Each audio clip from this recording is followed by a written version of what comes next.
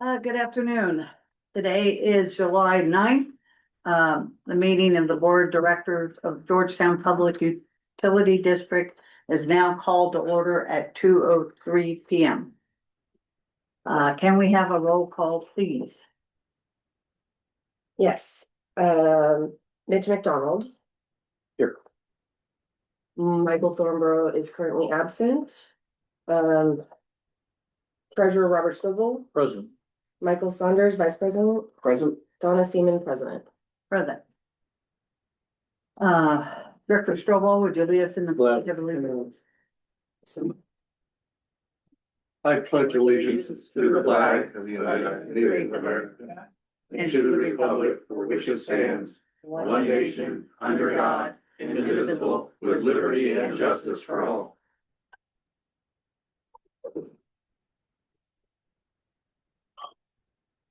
Okay, are there any public comments for the adoption of the agenda? Well, that's right, you know who isn't gonna be here today. As I don't see any. Are there any proposed changes to the agenda, Nick? There are no proposed changes to the agenda. However, we did learn a technological glitch. You'll notice one of your procurement policies does not have a red line as stated on the attachments. Apparently, when you convert directly from a PDF from a red line copy, it accepts all the changes for you. So we have added a red line that is available for the public on the table, and we have given one copy to each of the board members.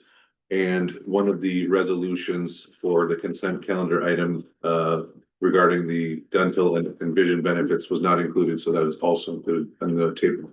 Other than that, we have no proposed changes to the agenda. Thank you. And the red line is in blue. Well, it's greenish. Okay.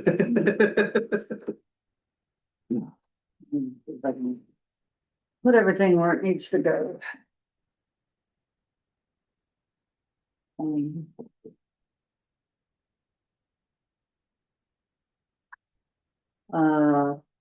I guess. One of the questions on the changes, do we want to move since we have a speaker, do we want to move that up? So they're the first item. Oh, there, okay. All right, Jen.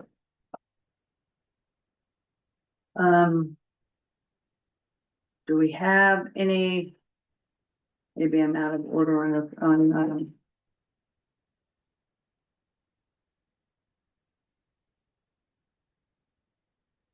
Do I have do we have anybody want to pull anything or is that later? I think we're still on the adoption of the agenda. Okay. Well, I'm on the adoption of the agenda. Mhm. So, Motion to adopt the agenda. Second. I would like to pull an item. And that's, 4E. Pull to discuss off consent calendar or pull all together? No, pull to discuss. That would be at consent calendar time. Here, Okay, sorry. Second. Adoption. Any discussion? Any public discussion? Which item was that? we're Two. The adoption of the agenda. What item is it you're pulling? It will be at the consent calendar when we're discussing the. 4E, I just wondered which. Yes, that's what I'm gonna be pulling Thank you, or requesting to pull. thank you. Any other public comment? Nope. There's been a first and a second, we just need a roll call vote. That's what I'm we don't need a asking. roll call, everybody's in the room. I mean, I was gonna say, that's what I think we can just do no roll call, I mean, not roll call, but just a vote. consent, yeah. All in favor? Aye. Aye. Opposed? Motion passes. Okay, public forum. The guidelines for the public forum as they appear on the meeting. Please as a reminder, under the Brown Act, the public must address their comments to the board, not to staff or other items. Due to Brown Act limitation, the board is not able to discuss or take action on items not on the agenda. The public forum is now open.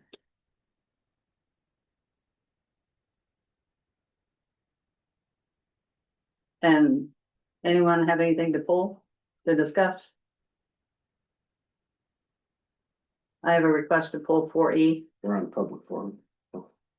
Oh. I have nobody. No comments. We're up to the consent calendar now. Close public forum. Do you want to run the meeting, sir? If you want to close public forum, then to get the consent calendar. Okay, we'll go to the consent, I close public forum. And we'll go to the consent calendar. Any requests for any polls? Not I. I have been requested poll 4E for discussion. I make a motion to accept the consent calendar items for A to D. I second. All in favor, See if any. any public comments on this? I just have, perhaps it's just a general question, but I actually was reading the minutes and, I'm in a preparation. And there's a lot of summarization in the minutes. And, there's a number of items that just say, somebody made a comment. And one of the directors, somebody made a comment or somebody made a question. And so it doesn't, they don't seem to be particularly reflective of some of the discussion that goes on. And I think that some of the context is getting lost. Is this common for minutes to be, I'm not familiar with minutes being done this way, that, you know, like a director asked a question and somebody answered.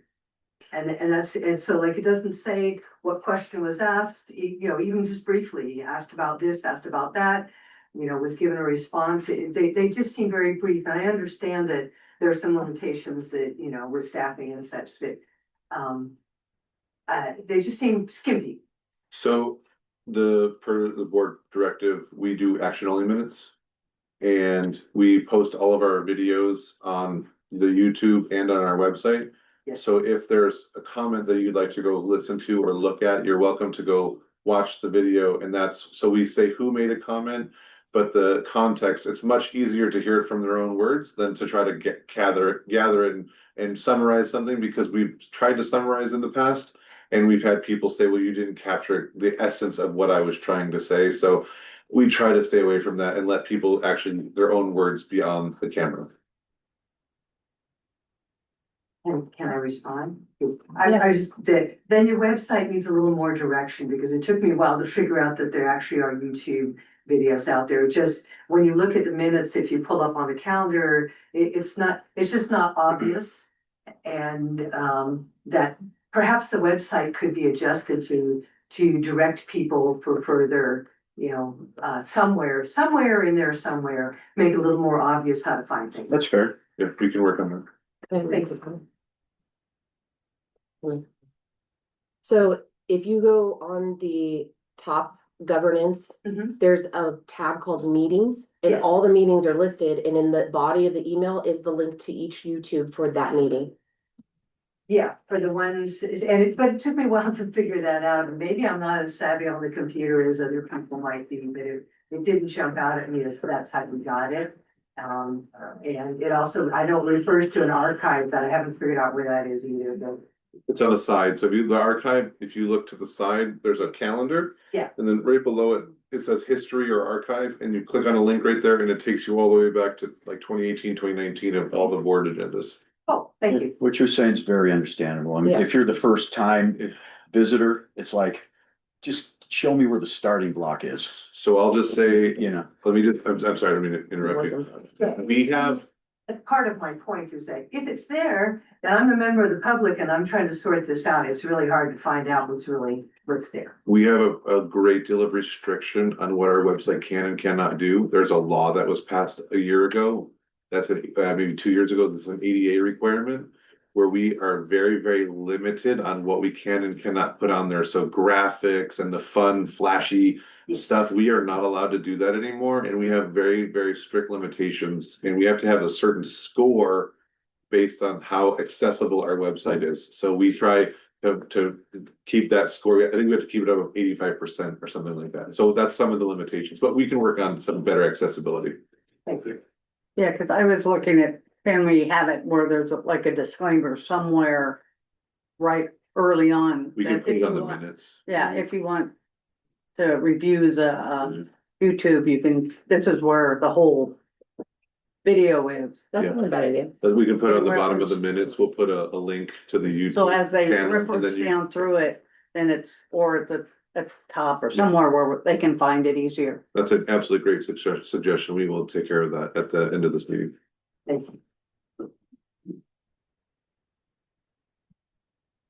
Noted. Just so you know, I believe we had a first and a second on A through D, so I'm. right there. Yes, we did. Yeah. And that's when we had the discussion. Any other public comments? Okay, it's clear. Then, can we have a vote? All in favor? Aye. Aye. Any opposed? Or what's anyway? Okay, so. I guess we're looking at 4E.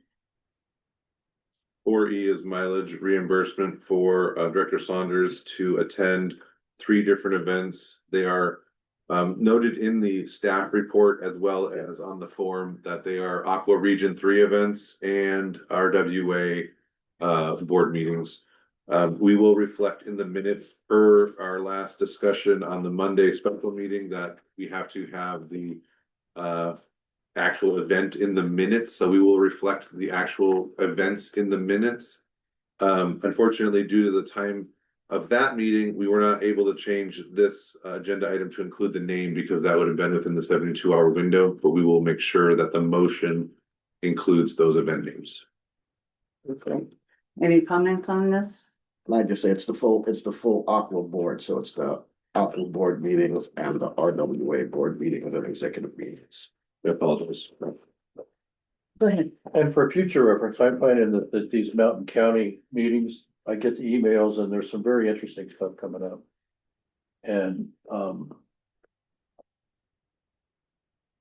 I'm not sure how to go about attending those. Do I need to Reach give out out to me. all the dates and get approval? And so Yeah, we I can fill wanna out. deal with that. I understand that it's appropriate to have prior board approval for overnight things, but I'd like a little bit, I'd like to look into the flexibility of having going to daily meetings as I can. Thank you. I guess, anybody else? The only question I have is, it was outlined. Under the approving expenses, again, what we had talked about before, that it gets approved prior to. And these dates are past, 2 of the 3 dates are passed.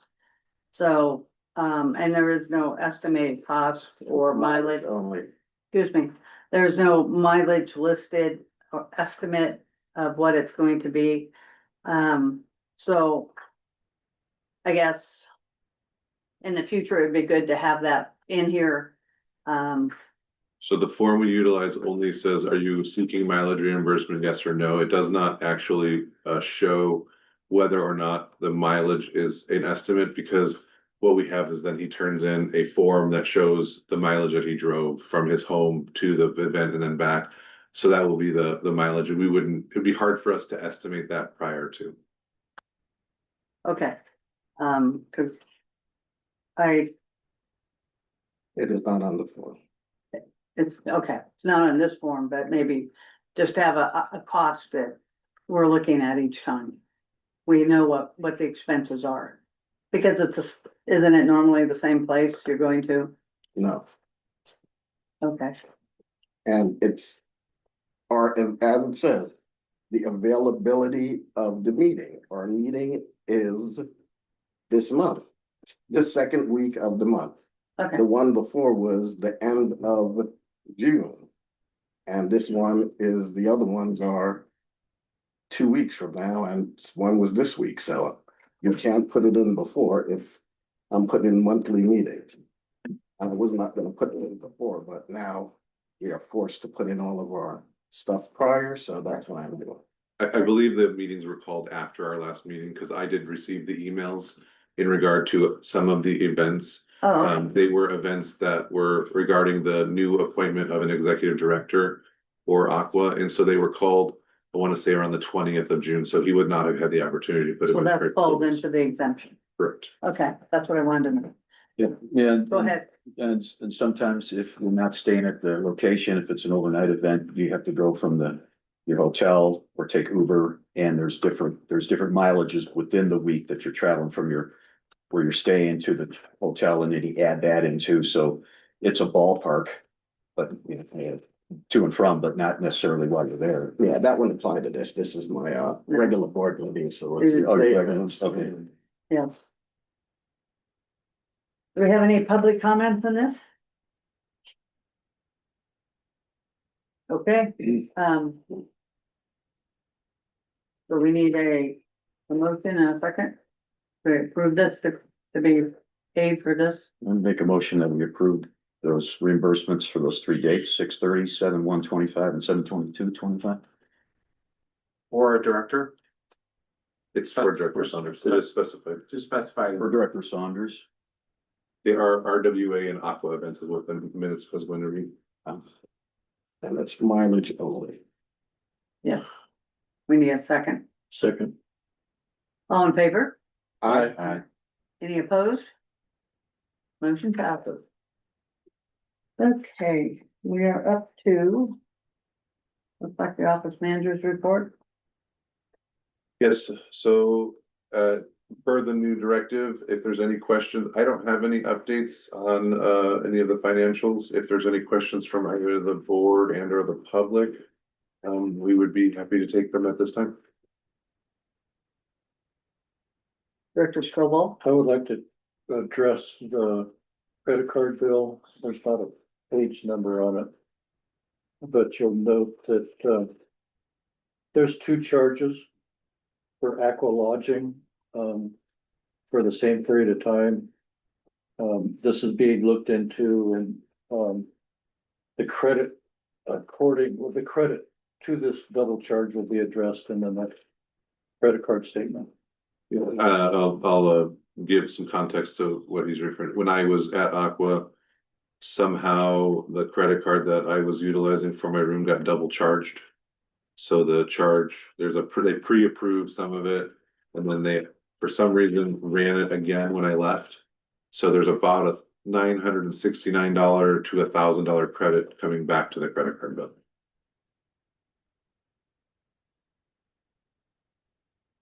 Any other questions?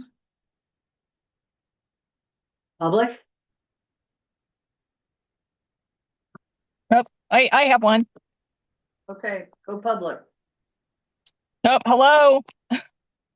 Go ahead, Sheree. Oh, you got me?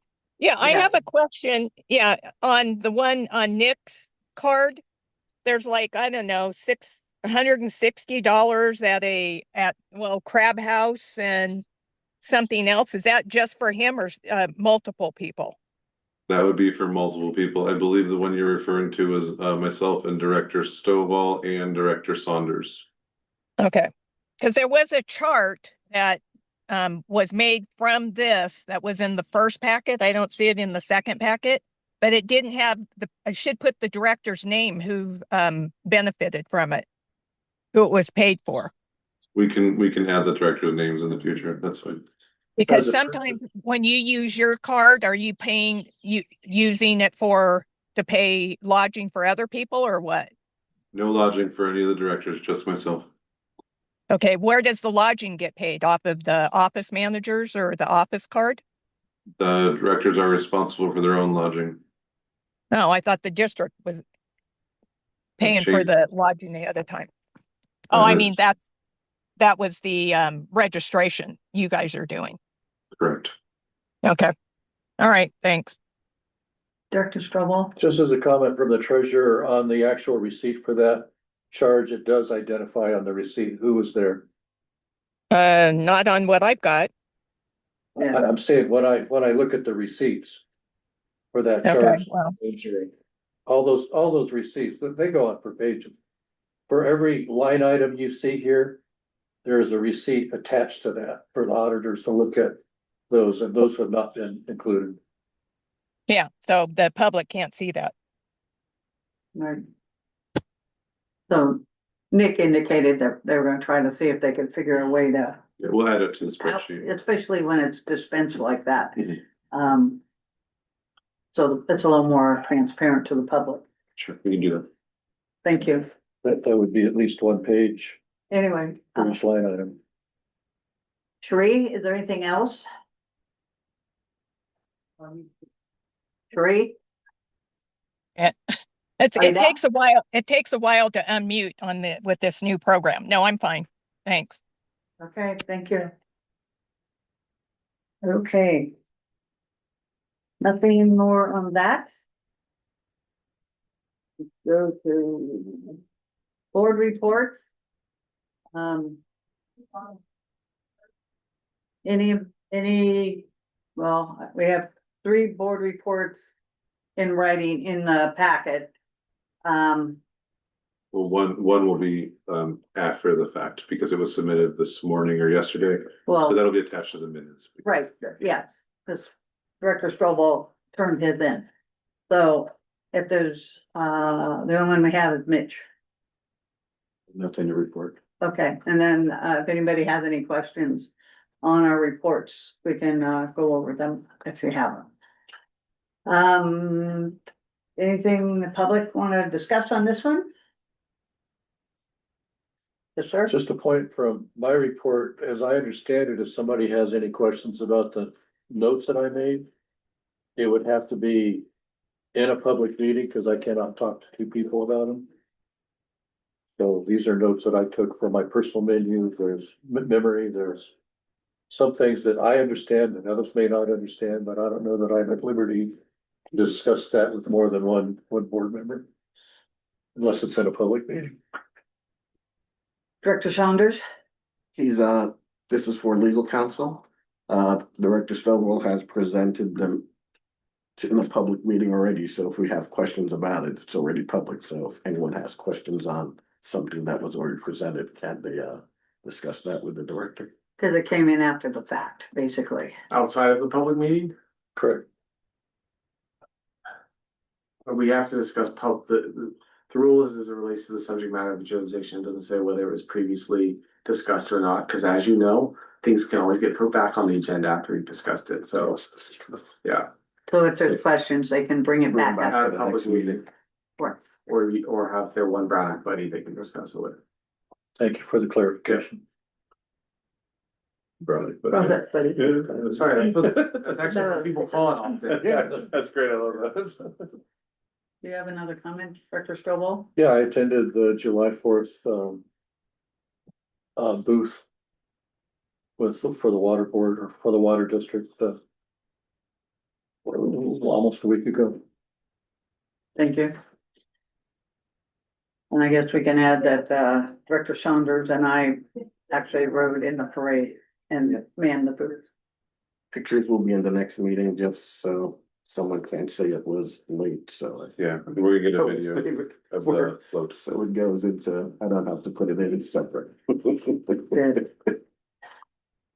Okay, we have no more board reports. Any public comments on them? Nothing? Wasn't Nick driving the truck? Let's see what Yeah, happens. yeah, I was driving the truck. I will, we'll have a video of the truck and the board and everybody on the floats. Yeah, they wanted me in the bucket. Oh, I turned it down. I did all right. And the damage to the front end of the car. I only rear-ended the fire truck 3 times, it's okay. No, it was fun, actually, we haven't done that since I've been here, so I'm glad we were able to participate. And then- Okay, so operation manager's report? Yeah, for the next 3 reports, we'll just do questions only if there are Right. any, so if anybody has any questions, we can take them 3, all the 3 of them as one. So we'll be going over operations manager, water resources, and the general man, Director Saunders. I did have a question for water resources, but she's not. So she's not here, she is online, so if you do have a question that she may be, she's off today, so. But it was if there was a short form that we could have had for the water report that went in July 1st, there was the water supply demand. I think that was due this month. We did submit that, well, we brought it to the board in March, Yeah. right, or March or April. Yeah, nothing's changed from that. Nothing changed from Right. that. So, And I think the only other thing that of note from hers was the consumer confidence report. Postcards should have gone out or are going out soon. Should. They did. Any questions from the public? Okay. We're up to the committee reports. First one up, is irrigation committee, they're conducting and I believe it's in my report of what went over the irrigation, but there's a survey coming out that they're gonna be presenting to the board at some point. They're also proposing having a water kind of forum, September, October-ish, for irrigation customers or any customers that wanna come and learn about irrigation and other resources that are available. And I'm not sure, are we having a July meeting? Because the last, when I was looking at the agenda, I think we said August, so this date may be incorrect, so we have to. We'll have to check the minutes of that meeting to verify Yeah. when the next meeting was scheduled. Yeah. They say July. But I think the agenda says August, so that's why I wanted to verify. We'll listen to the meeting again. Yeah, and just to So I don't know why re-verify I changed it, because Christie. or contact the chairperson. Yeah, that's it. We'll take part of that. I just want to make sure that, make a note of that. Yes, anything on the finance committee? There was no meeting last month, and again, I believe there's no meeting in July. Correct. So that's Okay, that's good. the Good. meeting of July. If I recall, the next meeting, I think, is in September. September. And then the ad hoc committee, strategic planning committee, it's, we haven't done anything. No, and also from the conference, I became aware of there's a new strategic plan for the Aqua, which I'd like to look at. Is that we're at a point of where we've completed what I think is appropriate, but there's more resources coming to the table, so. Okay, and if you could forward that to me so I can see it before the meeting, I all means. thank you. Is there any questions? Yes, public. I was just gonna say, we were at the irrigation committee meeting, and yes, there was a decision to have a meeting for the month of July, it's next Tuesday.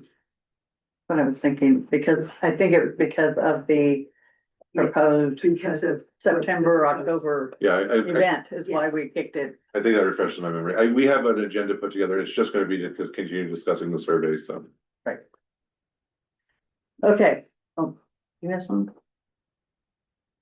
I believe there was agreement to provide water for a community agency. Should that be addressed? We already took care of that. That's in the minutes. It was in the last, Okay. meeting.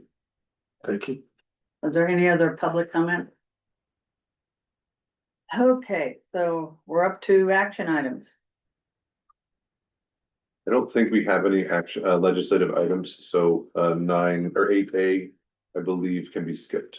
the only updates would be, that wasn't in my report, is they did put provisions in the bill that passed to allow the brick money from 2023 and 2024 to still be provided. So that's the FEMA, building resilience infrastructure one, so those monies should still be available to those who got it. Okay, so is there No any, action. any public comments on that? Okay, so I guess we're up to 4B, or not 4B, but B. Consider updating the GPED Enterprise Resource Planning ERP software and implementation to the amount of 133,000, and I believe we have. Yes, I'm doing a quick setup and I'm gonna let the special guests we have here, so. Currently, we utilize the Tyler software and it's not, in my opinion, been doing everything that we would like it to do. We have worked with this company, OpenGov. They are the owners of the Cartograph system. I'm sure you've heard that. We are proposing to implement their financial management system that would integrate directly with that Cartograph system And then also add a budgeting module that will basically take all of the inputs that we put in and the guys in the field put in throughout the year. And it will help us to develop a more tight budget, a more direct budget, something that we don't have to kind of guesstimate on. We'll be able to say, here's a one-to-one cost of all the different pieces that we're putting in. This system also offers an additional amount of transparency. So you may remember hearing the name Socrata, which was always something that was a hope and a dream for the district. Unfortunately, Socrata never really panned out to be exactly what we hoped it to be.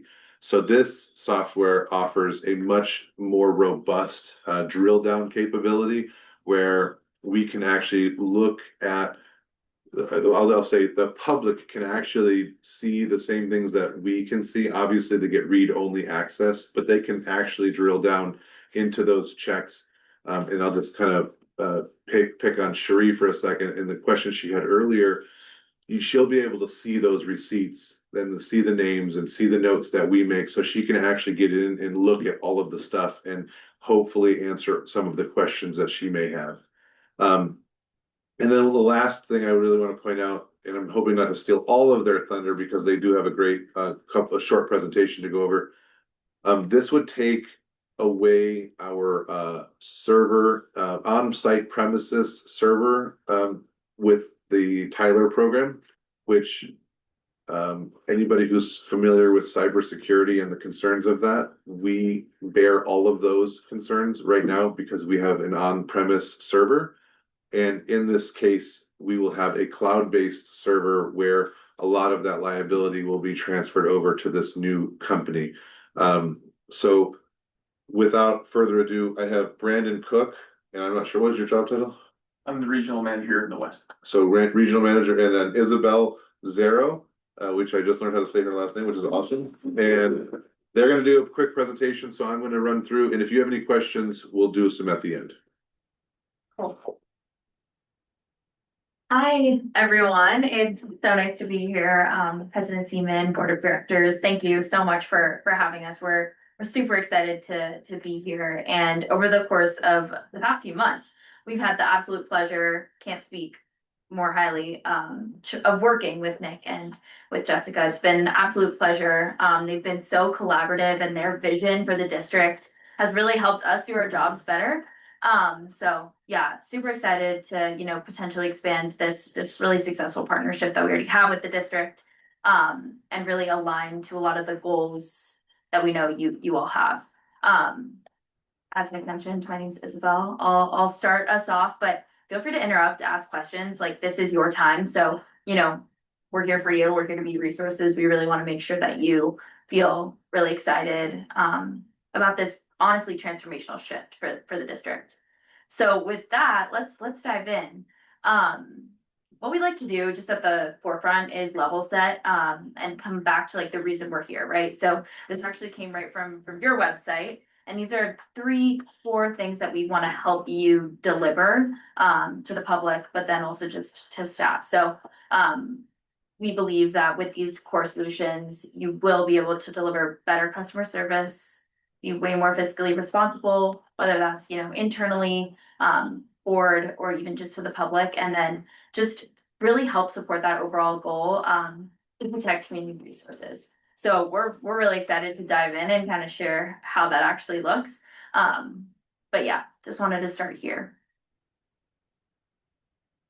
All right, so let's talk about where the district is at today. And Nick did touch on some of this, but I just really high level wanted to kind of go over some of the core challenges.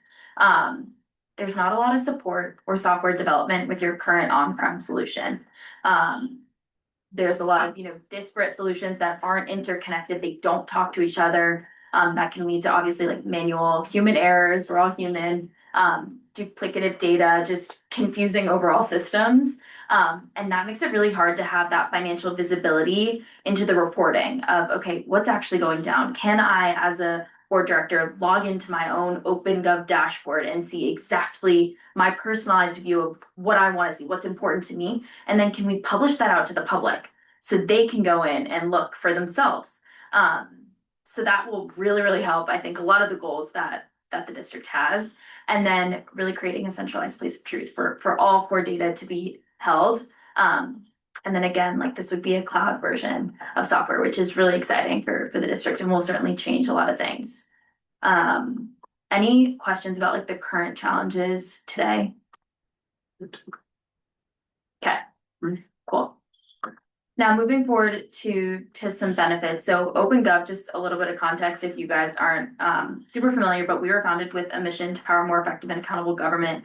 We only work with districts and agencies in California, but our goal is to help you be more efficient, adapt to change, and then strengthen public trust.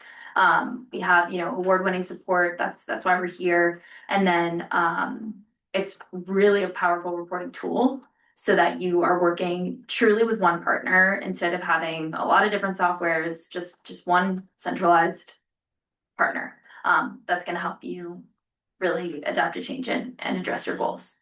If I can just jump in, one of the things that they offer that's kind of unique is we actually have a 24/7 person we can reach out to. And let me just tell you how much different that is from what we deal with at Tyler. And I'll maybe, if Jessica wants to elaborate, but I think I may be able to capture her frustration. She has to set up a chat and waits anywhere from 6 to 36 hours for that chat to be answered. And if she's not on the computer or she's, maybe using the restroom or doing something else, then she misses out on that opportunity. So it's incredibly frustrating to not have the customer support. And just in working with OpenGov on the Cartograph software, we can already see a complete 180 shift on that. And having this dedicated account manager that if we have an emergency, they'll be on the phone with us instantaneously speaks volumes. Yeah, thanks, Nick. I think you captured it perfectly, and that's something we take a lot of pride in. We want to serve you. We want to be a strategic partner for you for the long term. So this is everything we offer at OpenGov from just a public service platform. I just wanted to highlight asset management is the solution that you guys currently utilize today. I know that that's been a really awesome partnership for the district. So we're super excited to see, the continued investment. With this partnership, you'd actually be getting 3 more OpenGov modules. So this is really exciting. It's financial management, which is the backbone accounting system, but then it's budgeting and planning, which really allows you, it's a year-round budgeting tool to help you make strategic decisions, really slice and dice data, and then procurement and contract management. So this is a really exciting expansion, and we hope you see why. I'll pass it to Brandon though, to kind of chat through some more fun things. Sounds great. So I'll be quick to these next 2 slides here, and before I do as well, President Seaman, I'm the director of the board. My name is Brandon. I'm the regional manager for the West. So I work with Isabel. I work with a team of 8 other folks, and we get to serve all of our great partners and folks looking to expand it OpenGov in California, and then going as far east as Colorado. So I cover 13 states across my entire team. And I live in Santa Clara. I grew up in Gilroy. I've never been at the Garlic Festival. So proud to call California home. The Bay Area is home. And just tomorrow, I'll be heading back up towards Tahoe as well to go spend some time with my family in South Lake. So very proud to have formed a lot of great partnerships around here, and just want to say thanks for having us here as well. Like Isabel said, and if you may real quick, just go back to that previous slide very quickly. Like Isabel had talked about, what I wanted to touch on here is what you're looking at is what's under the hood at OpenGov, but the path that we're on today is exactly how we built the platform to scale, right? So it's highly scalable by design. And a lot of what you see in the marketplace, right, is something that might go inch deep and a mile wide. But just as you all have experience with Cartograph, with enterprise asset management, these are incredibly feature-rich, robust solutions that can cater to each service that you guys are trying to cater to. And then all of that, right, share that connective tissue and come together, right, in this cloud ERP. So this is a progressive step that we see a lot of our partners taking. And again, it's a testament to the partnership that we've shared over the years. And if you go to the next slide, talking a little bit again about kind of the backbone of it all, that financial management piece. This is what's going to consolidate your Tyler Encode instance. It's also what's going to consolidate your legacy Mom's on-premise software as well, that right now I think is hosting a few historical years of data. So all that's going to come together and come over to OpenGov, right? We're going to also power and manage all of your backbone functions from accounting, your AP, AR, cash receipts, you name it, right? Utility billing too is native to us, and that will come over. You're going to see it's significantly enhanced. Resident or constituent experience as well from the website's perspective. They're making payments and have visibility into things. And then when you go to the next slide as well, right, like Isabella talked about that budgeting and planning portion. Oops. We go down one more, sorry. There you are. This is, again, an incredibly robust, but incredibly easy to use year-round budgeting and performance platform. So as you all are building, and going through the budget production each and every year, right, we're able to be much more refined and much more intentional with where we're planning to spend those dollars. And what we talk about all the time, right, is how important transparency is to constituents and to the public, but even across departments, right? Helping folks internally understand why funds are being appropriated where. And when you all are having those discussions around budget season and talking about where you guys want to spend those dollars, it's an opportunity for you all to do that directly in the system. And then Jessica doesn't have to go back and re-key things into the financial system, right? It's all natively connected and directly integrated, directly mirroring the chart of accounts in the financial system.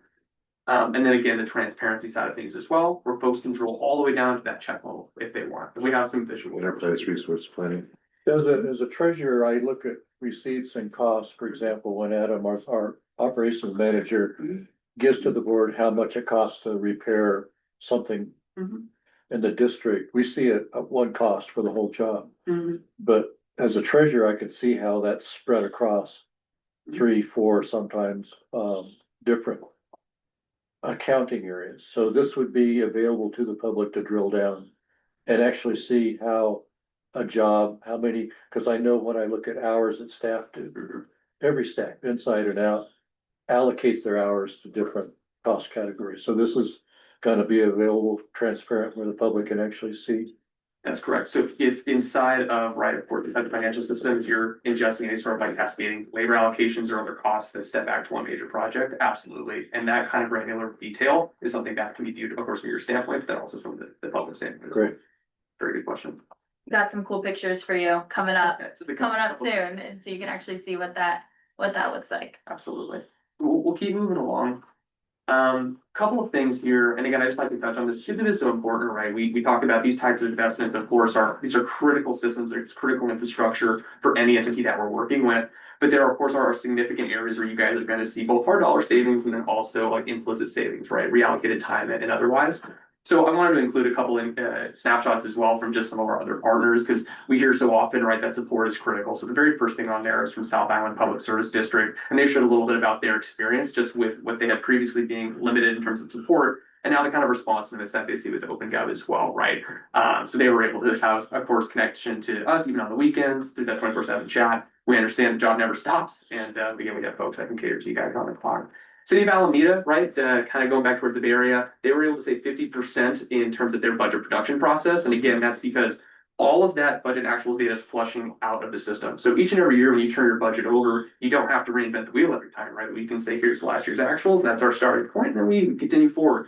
So naturally through all of that, through the renditions, getting rid of those linked spreadsheets, there's an immense amount of time saving that's going to be spent and saved. But again, you guys can spend that elsewhere. The town of Los Gatos as well talk a little bit about our strategic sourcing and purchasing platform. So as you guys go out or do purchasing, whether it's for materials, other commodities or audit services or anything of the like, more bids, more competition, better prices. And a great example, town of Los Gatos in our backyard did their very first RFP with us and saved $25,000 just because they were able to see a 4x increase in overall bid volume.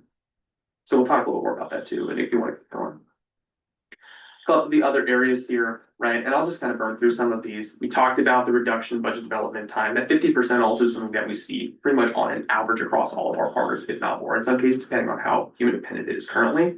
A lot of, again, time that you guys are going to save just on overall financial reporting. Isabel talked about those dashboards instead of having to go do ad hoc things or try to go in and manipulate data to pull together. While of course it's an incredibly powerful like reporting engine, you could do that. The system's going to be able to produce a lot of that automatically for you. So you have those snapshots in time, have your cup of coffee, be able to see what's going on. The efficiency gains across day-to-day functions, just audit prep and everything else. Really, really powerful audit log through the entire system as well. So when you guys are getting into audit season, being able to track dollars and cents and pennies down to that check level or receipt level really easily is really a powerful function. We're gonna, of course, through that as well, decrease some PRAs so folks aren't having to come to you guys or dig into things as often. They can go and see it for themselves and hopefully have the context that they need to be able to answer their questions. We talked about too, not having to guesstimate when we're doing budgets, right? And our partners are able to be much more intentional down to the penny with where that money's going. So on average, we'll see up to 1% of your overall budget that you'll be able to say, hey, you know what, we actually are a little bit tighter here. We're much more confident in this now. Let's go ahead and put it towards other projects or initiatives that we have. And then we talked about as well, resident engagement. So that community side of things, when they're able to see dashboards and see the data and drill into it, you can even solicit feedback through that as well. So again, there's some really cool things that we can do on that front. If you want to give folks the ability to solicit some sort of feedback on your budget or where you guys are focusing energy, you could do that too. And then down at the bottom as well, on average, our partners are going to see about $50,000 to $75,000 a year, even if they're just doing a handful of solicitations, just by nature of our vendor pool and how we're able to draw folks from all areas, especially the most rural partners. For sure. Yeah. Question maybe more through Adam with the radio reception of water usage. Is there a way to direct that input, that output into this input, or does it have to go through somebody's fingers as far as how much is being used? Talking about like the Neptune meters? Yeah. Yeah, I think that'd be a question, if they could integrate with Neptune, like they would have to integrate with Neptune directly. And, because I know like Neptune does integrate with WaterSmart directly, only the AMI side of it. Neptune, Badger, we're agnostic in that sense. So Okay, you know what I'm talking I about. do know exactly what you're talking about. We got a lot of partners who Okay, do and report on that, and that is something we can talk about okay. and, yeah, facilitate. Yes. And then, the question when you were talking about labor details, are you going by, it would be kind of a labor cost, and I wanna say vague, where it's not specifically saying a name, or that's saying a, series. How is that, when you're talking about inputting labor costs? Yeah, so when you're like post payroll, right? After the team process things in ADP, right, that post payroll GL file that would be adjusted into our system, right? It's gonna have kind of the aggregate labor level detail per employee, right? Or per like employee ID number. So you can have it cascade into maybe one overall fund or one overall code of where all that time's being charged, and then kind of work backwards to figure out like what individual or what set of individuals are contributing to that time. I hope that answers your question, but it Yeah, I starts was with just what's- looking for what kind of detail, I mean, cause Yeah. you don't want somebody's name out there, but. Oh, I was certainly. gonna That's say- no PII data like that. Yeah, so gonna that's why I was like- yeah, very good Also, question. Yes. another Yes. really good thing, we're talking a lot about transparency, it is completely in your hands, what you want published. Yeah. What you want accessible to the public, like Sure. that is completely your call, so you'll work with staff to kind of decide how granular you wanna get things. And if it's like commonly asked questions or reports, like obviously would recommend publishing those, but it's more, private. Just for, the board of directors, just for staff, you can always keep reports internal. And that does speak with Cartograph? Is that what I heard? Integrates fully, yes. That's why we're doing, it's one of the No, reasons. that's what I, yeah. Yeah. Okay. One of the key reasons is because the Cartograph system has been so nice to work with, and it's offered us so much data. We want to be able to integrate that in with our financial. We basically, the way I look at it now is we have Tyler here and we have Cartograph here, and we have this big wall in the middle, and they kind of go like this, and then we have to like help the data go over the wall and go into Tyler. Whereas now we're breaking the wall down and hopefully making everything go like this together. A better analogy would be using the Georgetown post office mail to send from one to the other. Sometimes it gets there, sometimes it doesn't. Yeah, let's keep going though, and Yeah. then, Almost 2 years of this. I won't speak to all the points on here, but Nick did bring something up earlier that is really important, right? A core piece of this project is gonna be migrating you all from an on-premise system into the cloud. We partner with industry best, right? The biggest and the largest hosting partners. So like our entire platform is built on Amazon Web Services, specifically their GovCloud, right? We're talking about the gold ticket and the industry standard when it comes to hosting. So we're gonna get you guys off these legacy systems. We're gonna get you off of your on-prem servers. You guys can get into the system where you have the right credentials and self-service, right? You don't have to VPN in or be sitting here at your desk to get in there. But then naturally part of that, right, is there's an immense amount of security burden that gets put onto us instead, where you all don't have to worry about some sort of ransom attacks. And unfortunately, just with many partners that we do work with, we've seen all kinds of things. So it is very real, but we're gonna get that data off that system. We're gonna give you one place to store it in, and then you guys have unlimited storage as well. So right now, you've got stuff over 2 systems, but you can have the next 100 years with OpenGov, and all that data is yours. We will facilitate the process of giving it to you at any point some changes. But again, we're merely hosting that for you. So again, that's a big part of this lift as well, as migrating all that data. for sure. And now to my favorite part. So these are some of the publications. This is what's available to the public. So on the website, this is an example of a budget book. And this is what you guys can now build with OpenGov. Give you all the tools, all the training necessary to sort of build these. And then if you keep going.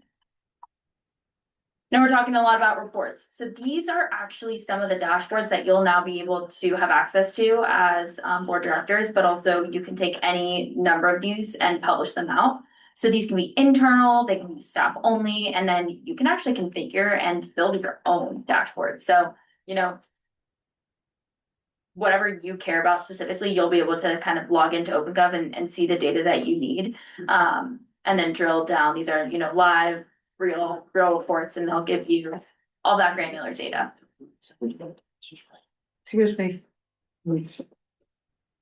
Very last thing, again, just some additional ways of being able to view this, right? So you all can publish those stories or publish those pages and say, hey, here are goals that we have, or here's how we're spending dollars, or overall, I just want to be able to drill into a general fund and see kind of what comprises that, right? What types of revenues or what's fluctuating. And as you see what somebody's charging, well, this is just a snapshot, right? You start to see how like they're different colors. But I can hover over these, like my cursor, if it was live on my system right now, and start to drill in and click and keep going and then expand that data out. And if you go to like the next screen there, Nick, you can also start to see too, just how detailed we can go. By no means is this all the way to the bottom, but we can go into each of the general funds. You start to see, again, the fund numbers here as well. But we can keep going to the extent you want that to drill. It's up to you all. But again, this is the type of transparency that this isn't provides both to you all and then also to the public. And it goes without saying, in 2012, when OpenGov was founded, we were actually founded as a transparency organization. So we got the city of Palo Alto be able to better tap into the data that they had. They had a legacy system that had been delivered on floppy disks and was on a green screen AS400 system.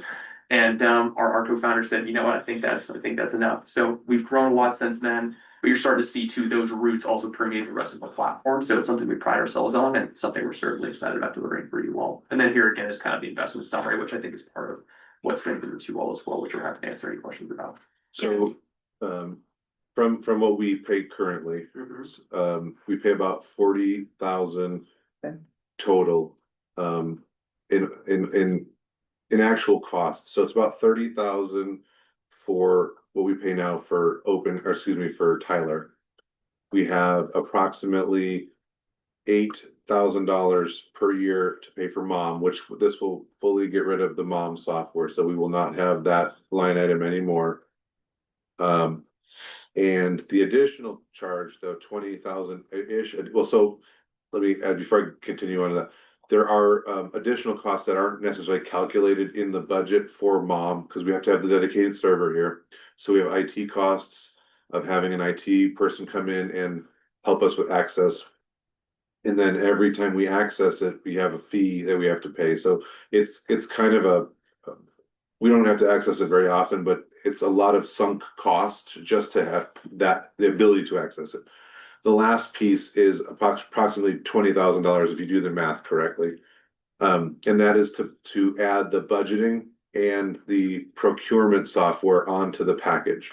So it's a 1-to-1 on the financial management, and then we are looking to add the integrated portion of the budget software so that we have this full suite of products. So that's why the cost looks a little higher than what you see here, because we're adding that one piece to the puzzle. And I will let you know, we did look at other companies. We looked at Acumatica, and they were very unresponsive. And I also worked with Central Square, and they were $100,000 per year in costs, and their implementation cost was just over 105,000. So it would have been more expensive to go with another company. Any questions? Again, can you go over the cybersecurity issues? That's been For sure. one of our concerns, and I'm not sure what you mean by being in the cloud, everything is backed up, but Yeah. Give me security or something.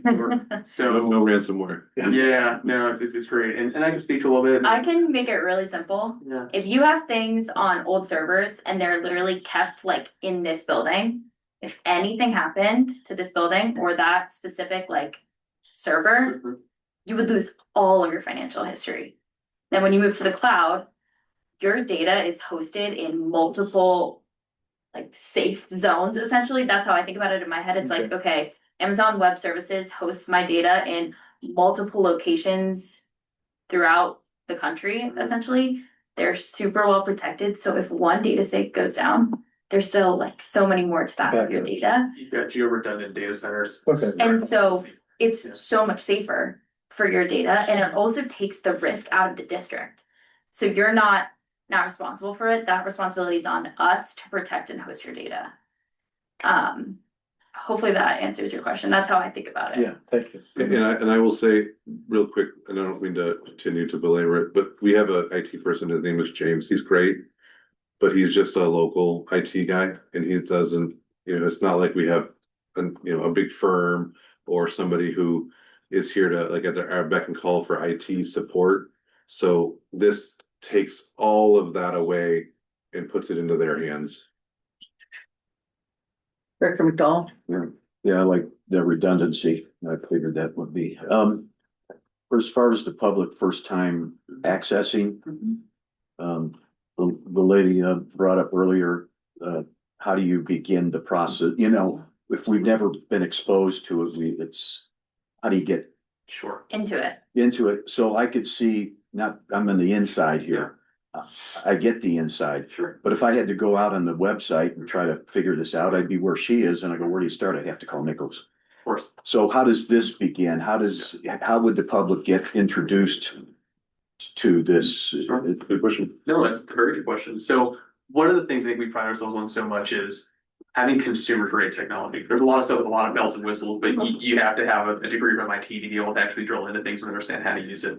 Our entire platform is no code, but from a constituent standpoint, from a resident standpoint, right? A lot of what our partners will choose to do is maybe on the website it says like link to OpenGov transparency or link to district transparency. You can click on that, brings them right into that dashboard page. You can now navigate around with a key, right? It's a big clean dashboard, a couple things down the left-hand side. Very easy to navigate. I would say if you can navigate Facebook, you can navigate this even easier. I do mean that genuinely. It's very, very, very easy to use. Yeah. And then you can talk through, turn off different things. If you want to see a representative's pie chart or a bar chart or something else, you could do that. And then again, from there too, sometimes with the budget book, you might have a link that says here's our online budget book. Same thing. You click on that, it'll pull it right up, and then that entire budget book will actually be interactive as well and guide the constituent through it. They're very, very good. I have questions. Of course. You're done. Okay, so if you're uploading the old servers and they have some hidden ransomware, is your system going to be able to deal with that? Yeah. Deal with the corruption that may or may not be there without losing data? Yes, in short, right? So all those things that data is being ingested through the system, right? So both our data architects are basically going through that fine tooth comb, making sure one, the data is ransomware or issues aside, right? The data looks good, it's all formatted correctly, and that was all up to par. We do a deep validation process as part of the beginning of our implementation together. But then part of that as well is also just running into proprietary software to make sure this is good data from that standpoint as well before it's ingested inward as well. So that goes through us, it also goes through our hosting partners. Okay, and then, is there some insurance that you have in case we get us or you get a security hack? Sure. To be able to, if something comes down where we have to go through all the gyrations to make people whole again. Sure. Is that something that is covered under this, under the big picture, and do we have that somewhere in writing? It is, right? It's part of our standard master services agreement.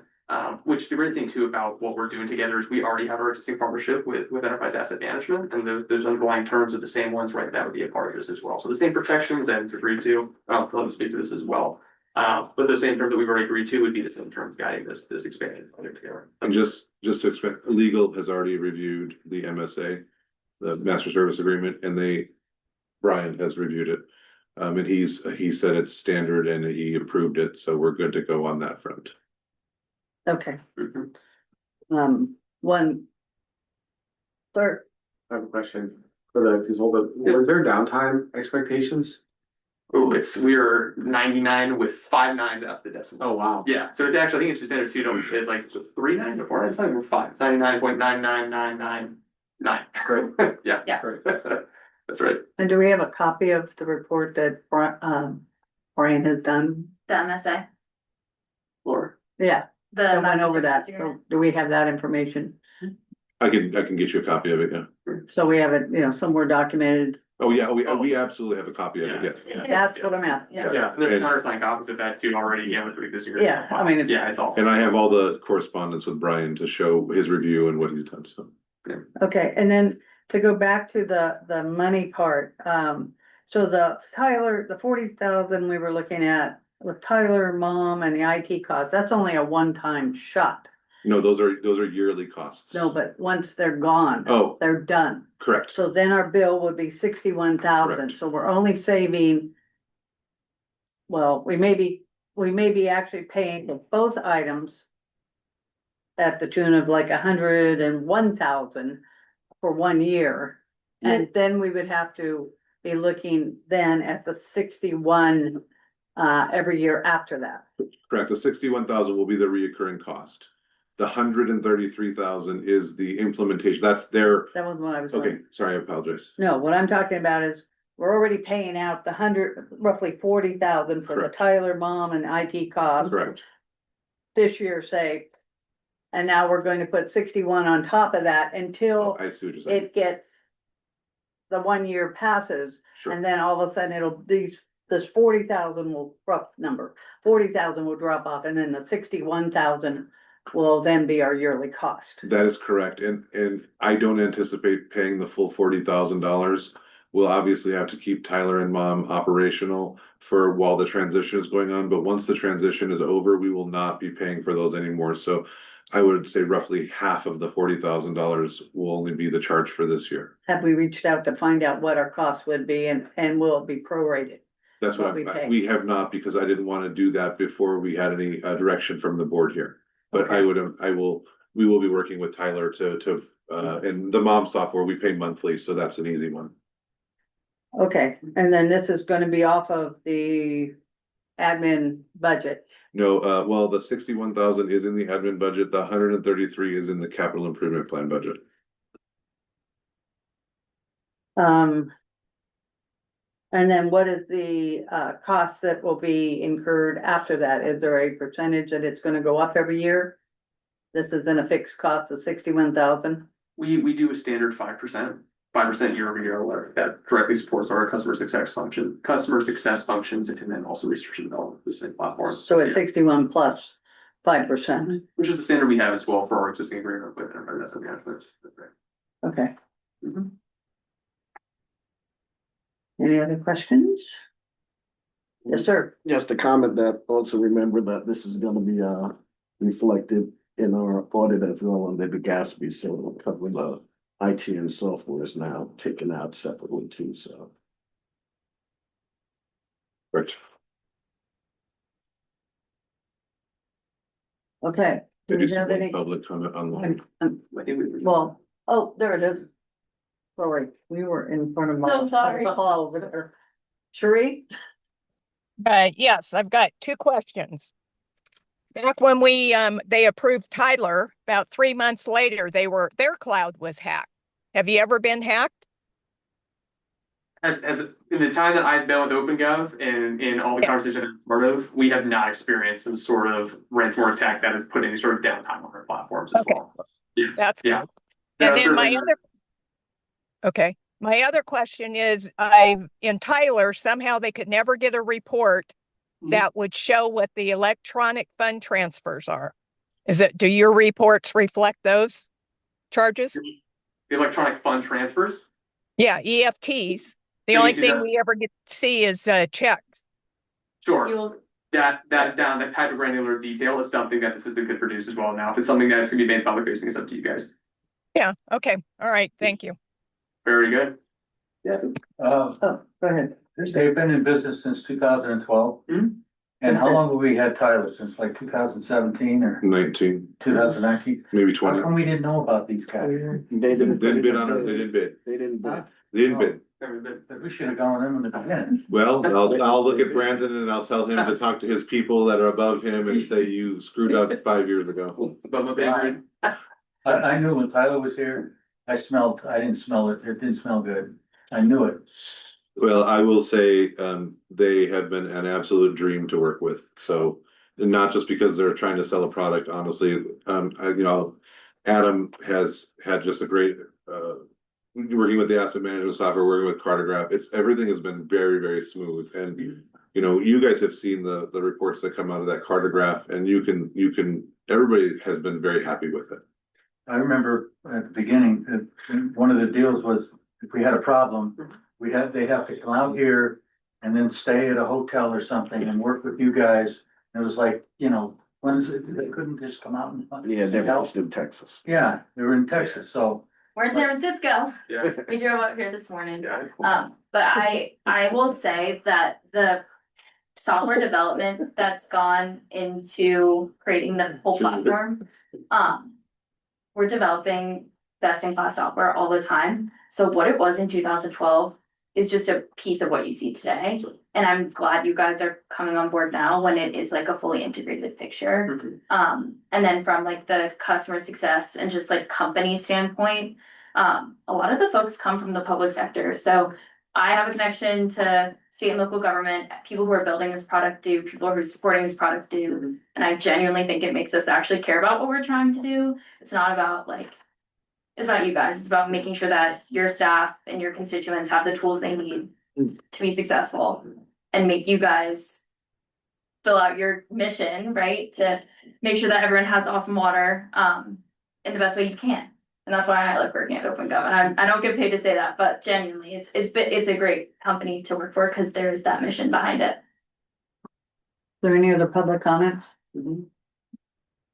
Director Saunders? So last thing with the open source for the public. So I know with Socrata, another problem it had was each member of the public had to sign in and create their own account. So that was another problem too, and people do not like giving information Yeah. when Yeah. it's not necessary. So is this just a button they push and it opens up for the public? Yeah, it'll actually be on your website if you want, so they can just click into We'll it. have a head-up window when it does a scroll, we'll have it so you can just click on the No longer preferred. On the banner. banner. Sorry, Go ahead. I don't know what it's called. Is this an action item that needs a motion? Yes, yes. I have another comment to make if you're just. I'm just looking for a motion or. The one other question I have is, so is there any costs that we're not seeing, like for training, later down the road, we need some more training? Is that extra cost anywhere in there?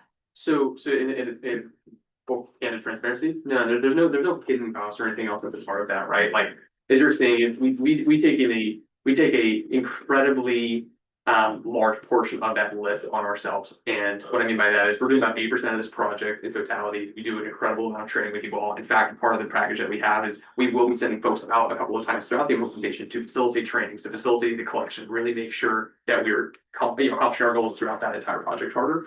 Down the line, right, if you guys need any support, like Nick had talked about, you have your customer success team, you have folks that can help you with day-to-day things and be able to help support new staff. Now, at some point, if you all wanted to have, let's come back out and do something, of course, we could always talk about that. But it's not something that's necessary, nor is there any cost in it. Well, The statement of, we can talk about that, is that money? if you want us to come back out for something, right, and Yeah. travel out, I mean, yeah, like we would talk about something like that. Okay, We so it do- would be an added Yeah, cost. yeah, And then sure. the other thing is if we had to do, don't take this anywhere wrong, Sure. if there was a staff changeover, then we had to get, staff, a new set of staff or new staff Sure. up online that needed to know how the inner workings of this, Mhm. then that would be an extra cost after the fact. No, No. so you have, talking about support a little bit and like what's included in your package and what all of our partners get. You will have a customer success manager, you'll have access to our 24-hour support line. But when you're talking about like training and what if we have a new staff member or Yeah, something? something happens. Yes, You don't yeah, ever know what's 100, gonna it happen. happens all the time. Work in the public sector, so we have something called OpenGov University, which the entire staff will have access to, any new staff will have access to. That's free for staff to use, that helps with training, user guides, you name it. Mhm. And then we'll also do webinars, we have user groups, we have training groups, so, yeah. Support and resources, is all included, obviously, if there's like some crazy circumstance where you need us to come out here, like that's what Brandon was referring to. Sure. I've never seen that happen, Yeah. genuinely, I think, what's included, yeah, it's, So, just to add, I want to add a little bit on your question there, and it's Okay. in the last meeting, we had a budget, we approved the budget. And I had mentioned that there was training that we were gonna have to increase due to the new staff members that were coming on board, the 3 new office staff. And we'll actually be able to reduce them in that number. So we had anticipated training them on Tyler, where now we are hopefully gonna facilitate this transition quickly. And we won't have to pay for all the Tyler trainings that we were originally anticipating for those 3 new staff members. So that will also be a cost reduction. That's kind of a hidden cost reduction. Yeah, and I'm also looking, some catastrophic event where we have to figure out some way to rebuild whatever we had going on. Mhm. That was where I was looking for any extra costs that we would need, since we don't have power all the time. Sure. And that periodic 100-year, whatever we get. So, okay, thank you. Of course. Go ahead. Yeah, and I just wanted to say, I recall last time, that every time we asked, is this option, and no, this is another module, it's another Yeah. expense, so. Sure. I remember that last time we asked them Right. 2 or 3 questions, oh, that's another module, that's another module, that's another module. Sure. So thank you for bringing that up, because I would have wondered, thanks for asking. We have all the we're getting all the modules that we possibly can. We actually looked at all their modules and, some of the other ones would have some superfluous uses to us, but they're just so far away, like not really needed. This will be basically a full suite of everything that we as a district can use. With that, I'd like to make a motion, if it's okay. Any other comments? Okay, go for it. I'd like to make a motion that we go into contract with OpenGov for the purpose of updating our systems ERP software. ERP system software. Second, All in favor? aye, Aye. Aye. Any opposed? thank you very much. Then Wish you were here 5 years ago. Thank you. Oh, we're really excited about Yeah. that. Thank you guys. Okay. Are we ready?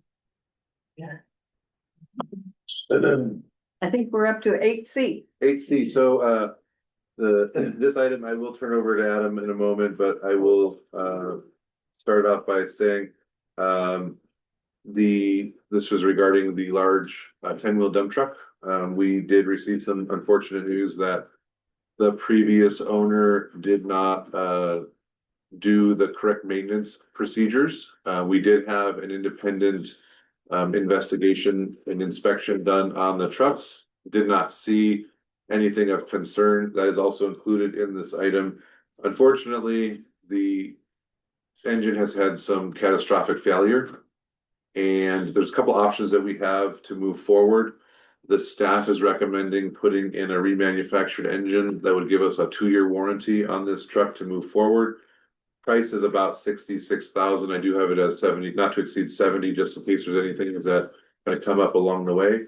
But if Adam has anything that he wants to add, we've worked with local diesel mechanic and also Cummins out of Sacramento. Yeah, I don't think I have anything to add outside of that, it's just, it's really disheartening that it happened. Worked so hard to get it, and we utilize it so much here, and it just sucks, but, no other way to put it, but yeah, we need to fix it regardless, but like Nick said, we had 2 places come look at it. CR Diesel which is our kind of on-call mechanic that comes and does all our equipment. He basically diagnosed it the first time it broke, and then we spent extra money just to confirm that with the actual Cummins manufacturer to verify the failure and what kind of repairs are going to be needed to do it. So we're at that point now. We just need to actually get it fixed so we can put it back in use and start using it for what it's intended to be, not a big paperweight. Director McDonald. It's a 2017. Yeah. And I'm not a mechanic, and you chose to get the rebuilt option, remanufactured Remanufactured, yeah. versus the rebuilt, and I don't know what the total cost of the price of the vehicle is now as it stands. What percentage of that is the cost of the vehicle, and why would you choose that over the other one? So the original cost was $135K for the vehicle. 66,000 for the remanufactured engine, 46,000 to do a rebuild. The difference and the reason we are recommending the remanufactured engine is it offers a 2-year warranty. A rebuild offers a 1-year warranty. So we wanted to just have that more assurance moving forward that we won't have this happen again. It's about 50% of the cost of the purchase, Approximately. Yeah, I think the remanufactured is basically you get the entire engine, put in, like the rebuild is like you get the long block, which includes, the block, the valve train, that stuff, and then you rebuild it here, you put it together. It doesn't come together. So that's why the warranty is shorter. I see. Yeah, so you're put, More or less buying like a crate engine. They're gonna rebuild it at a factory and they're gonna send it to you on a pallet basically, and then the mechanic's gonna put it together, not put it together. I was just thinking about, I'm dealing with a salvage vehicle now, but that's damaged, 50% of the cost but this is mechanical failure. Not salvaged. Right, okay, that's right. Thank you. Director Stovall. I'd be in favor to go with the local Sierra Diesel, keep our money in county. Yeah, that's our recommendation is to utilize, they're out of Garden Valley, so it's not only local, but it's also within district. I concur with it. Any other questions? Okay, my turn. yeah. You're next.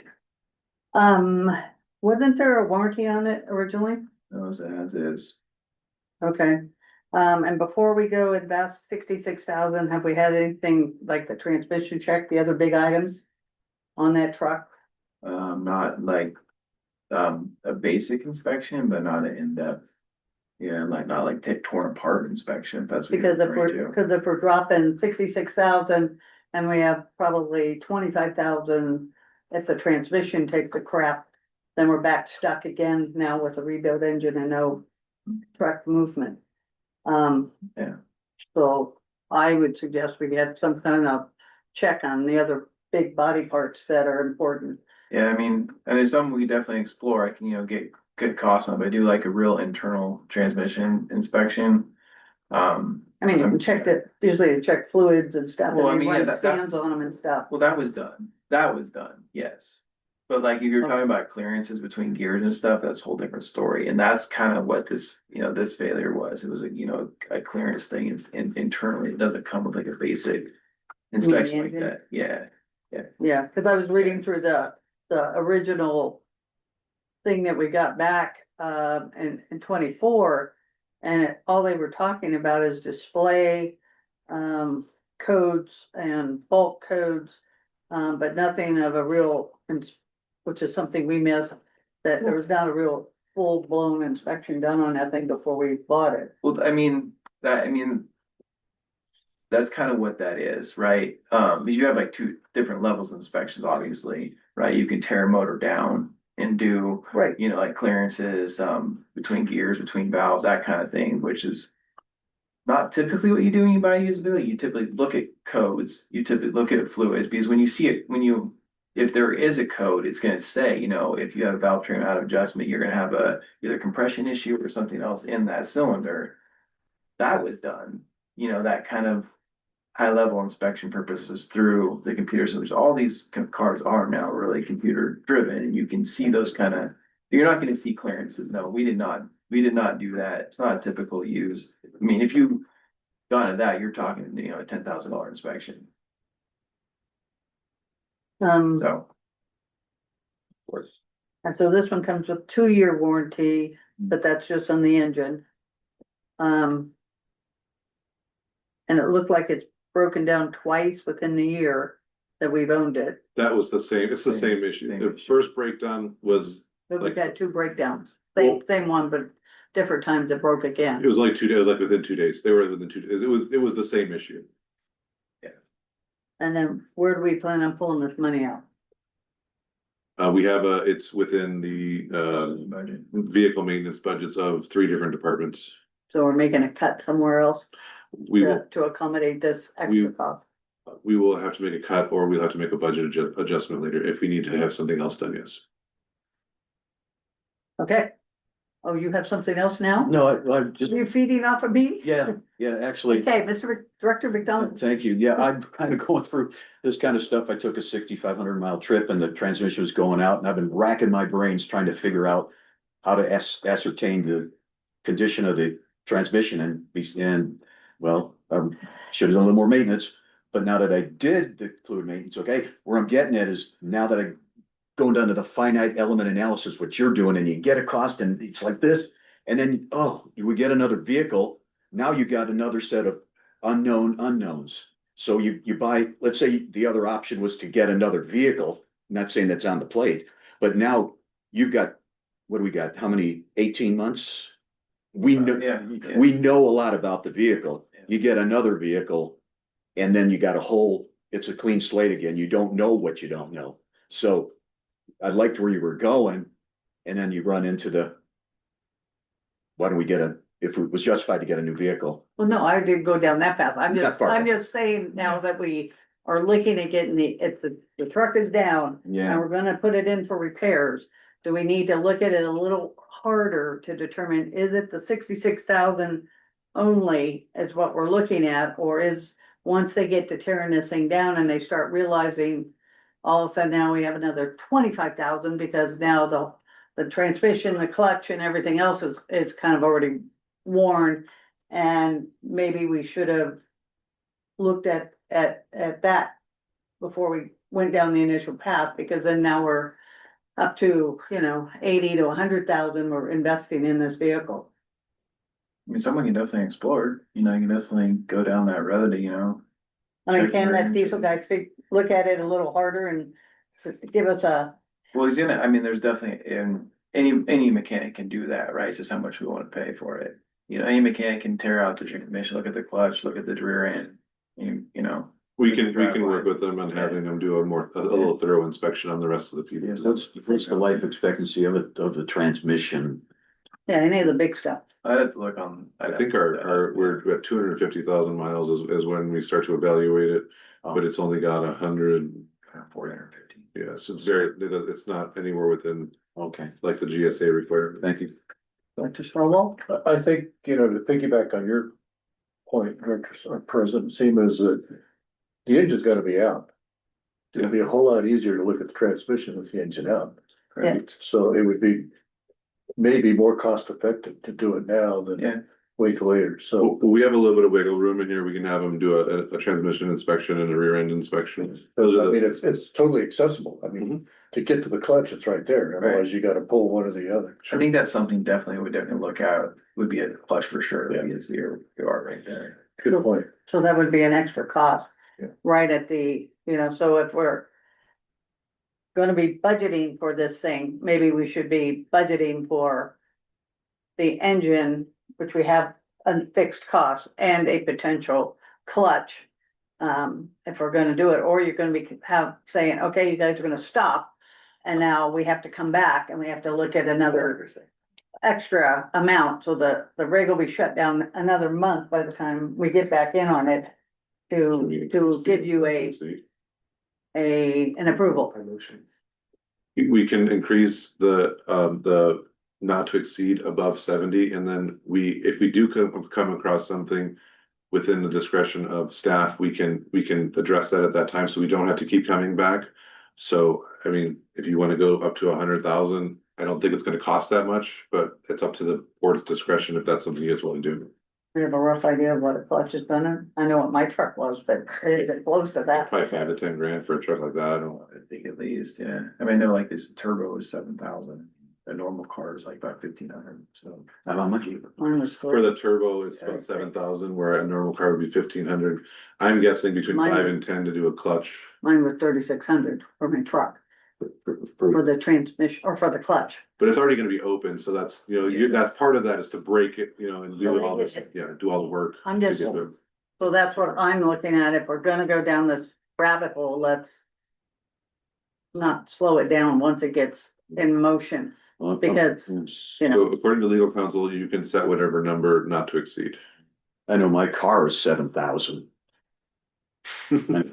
That's, I was just saying, just the part. just the parts. I- And yeah, would I they think- rebuild it or would they replace it? Cause everyone. Clutch. the clutch. It does replace. Oh, it's a clutch, not a, Yeah. not automatic. Yeah. No, it's not a. Okay, that's the difference. Thank Oh, it you. is? Oh, What? okay. Oh, no, it is a manual. I It's a thought it 13 was. speed, I believe. Doesn't it have to be because it has low gears and? Not necessarily. So manual wouldn't be as much. There's a automatic. Well, it's still gonna be Clutch. $7,000 to $10,000. Yeah, Like I said, mine is only a 250. It's a 3/4 ton, and it was 3,600, but that was a tear down, rebuild and replace. that's So- good. Wasn't good. No, they told me 7 on my Honda. Oof, okay, thank you. I put mine manual. Manual. Yeah, okay. That's the difference. Public. Go for it, Steve. I knew it, when we were going to making a decision about getting this truck. these people were getting rid of these vehicles. I used to work in the used and equipment sales of heavy equipment. And then people, they get rid of this stuff because it's wore out. You know, they get rid of this stuff and the one thing you gotta do is you gotta go through the filters when you buying a vehicle, you gotta take the filter off, cause they all change the oil. Take the filter off, you cut that filter open and you inspect that filter, because there's gonna be metal filings and all kinds of stuff in there. And you need to do it on the transmissions too. Boy, what failed on this thing? The valve body clearance is on the top. The bottom rocker arm, the bearing on the bottom So- rocker arm is the cam. So, okay, so was it getting oil? I mean, was there oil in there? Sure, yeah. My goodness. It's, Unfortunately, it's the risk you have buying a used vehicle. And we were talking about buying a new one. We were, Yeah. and, you know, even with this repair, we still will be less than the new one would have cost. But $60,000 for an engine, that's, I mean, maybe I'm 20 years too late, but that was like the price of a truck. Yeah, trust me, I was shell shocked as well. Jeez. Amazing. yeah. We'll get a good one. Extremely. Good engine. I think it's coming directly from Cummins. Oh, good. Any other public? Are you done? I'm sorry. Yeah, I'm done. Anybody else? I'm hurt. Either Adam or Nick, is there? Hold on, can I just ask you Yes. to clearly close public comment and before we go back to the board, I'm just sorry. for the record, I'm sorry, Closing public comment? thank you. Is there a recommended revision in the upper value of the amount, given that we're interested in looking at least at the clutch, inspecting the clutch, should we approve 100,000, 85,000? What would, I would think I would think 100,000 would be, would cover everything. And if you would allow me to have the discretion of, I'm not gonna spend more than we need to spend on the vehicle. And you have that trust in me. I don't wanna replace the transmission if we don't need to replace a transmission. And I will be happy to report back the cost once we receive the truck back. We'll have it as part of Adam's operations report. So are we gonna get the report,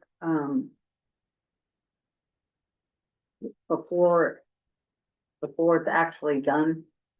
Or are we getting it as soon as we know how much it's all going back together? It's going to be a total cost.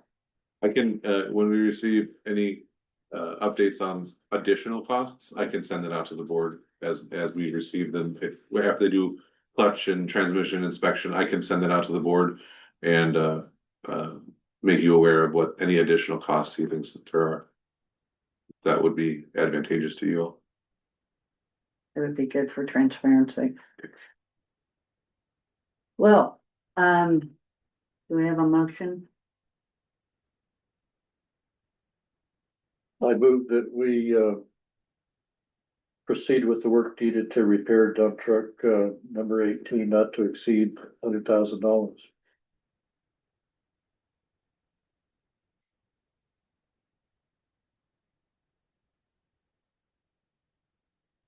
You don't have to answer, and it could fail, Yeah, and then we can bring another motion up if that's what you would like. I had another question. This is Can we get a second before we? okay then. But if he doesn't, Yeah, no we one don't wants need to one. If second no one it, wants to speak when it dies. that's what we just said. Yeah. So the motion died, I didn't know the motion failed. Saunders second.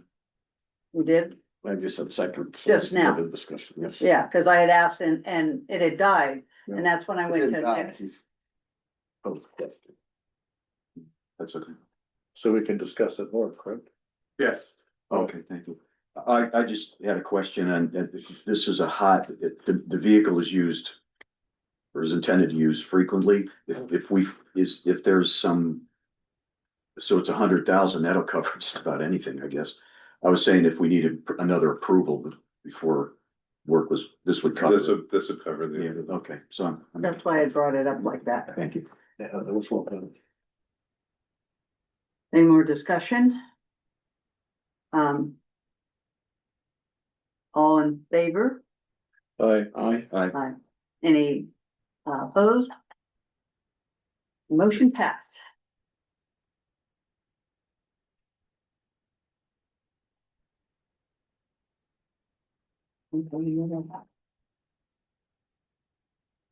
Okay. Consider updates to the procurement policy. On the general manager signing authority to raise it to $75,000 and other various edits. So this item was a director request at the last board meeting. I worked with legal counsel on looking at the procurement policy. We were recommended one of the BBK attorneys that works on these procurement policies throughout the state of California. We as a starting point, put in $75,000 as a signing authority where it is currently $25,000. Made corresponding adjustments throughout the policy to reflect that number. We also removed section 3. It was legal counsel's opinion that our section 3 contradicted the uniform construction code. Apologize. Cost construction public county act. So CapCut. yeah, so sorry, so it had a conflict in there, so he wanted to remove the whole section. And then there was some other edits throughout that were just kind of minor edits, so I'll just turn it over for discussion at that point, if you have any questions. I have one clarification. The motion or the request from Director McDonald did not have an amount. It was only a request to review. Sure. So why are we coming up with this amount? So I did a survey of other local general managers throughout the greater Sacramento area. And this was about an average of what everybody else has. So it's just a starting point. If you feel that a different number is warranted, I'm open to a different number. So it's just a survey that we did. Director Seaman? Thank you. Yes, Yes, sir. I noticed that myself. I, with discussions with Nicholas, I thought it was warranted that we at least look at it or discuss it. And in the past, it was reduced about the time he became our general manager. And I wasn't aware of the reason why, if it was because we wanted to develop trust and so we lowered the top upper limit. I didn't know if we were at some point going to raise it once we verified, Nicholas's ability to keep us updated, informed, and not overspend, and or should we bring it back to where it was? If that was the reason, do we add an additional dollar amount because time has passed, cost of doing services? And so I just wanted to have the discussion. So I'm familiar with why it was lowered and what it should go to. So I didn't No, put I'm that. saying, coming up with the 75,000. I, The reason it was lowered was, I believe, the prior GM and after our temporary GM, I think is when we actually did the drop. The lowering was when I first started, it was to build trust. Okay, because I knew it was yes. after that, the temporary GM was gone. And in my head, now, I didn't know it would be 75. I know that's what just justify that. And my head was 50 to 75, but that's kind of. So the way I understand it, some of this is before my time, so I may be fuzzy on some of the dates and times.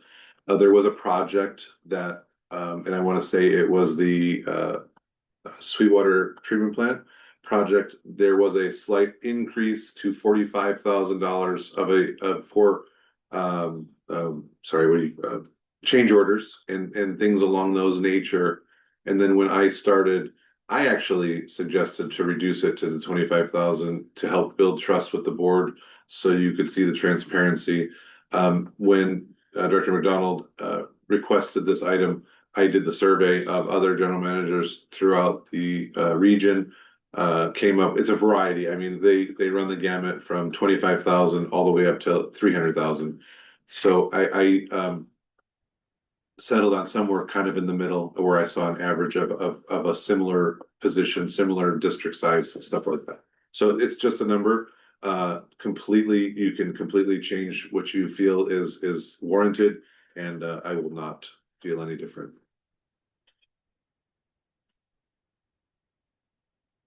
Yes, sir.